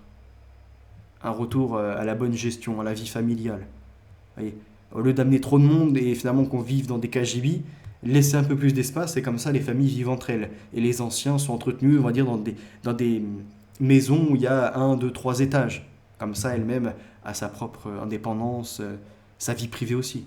Elle n'a pas l'impression d'empiéter sur le reste de la vie de famille, de ses enfants ou petits-enfants. Bref, ça sera un tout. Revenons-en au fait. Donc la prochaine fois, certainement un contenu avec des images, ce genre de choses, pour parler des technologies futures, revenir sur ce que j'avais déjà déclaré, et y ajouter d'autres films que j'ai pu visionner entre-temps, avec tout un tas de réflexions. Je vous ai dit, vous êtes sur la chaîne de Vérité à venir, n'hésitez pas à liker, à partager, à commenter également, si vous avez des films, des séries à recommander, si vous souhaitez aussi, pourquoi pas, être dans un partage de votre vision du monde, de votre appréciation au monde des technologies, pour le meilleur comme pour le pire, et de bien d'autres choses. Merci pour votre présence. Vous voyez, il y a la qualité ici, on n'est pas que dans la lecture, on est dans un ensemble, et malgré certains rageux, c'est comme ça continuera. Il y a différents formats qui arrivent, la vérité est l'avenir, les valeurs sont ancrées, et la victoire est assurée. À très bientôt.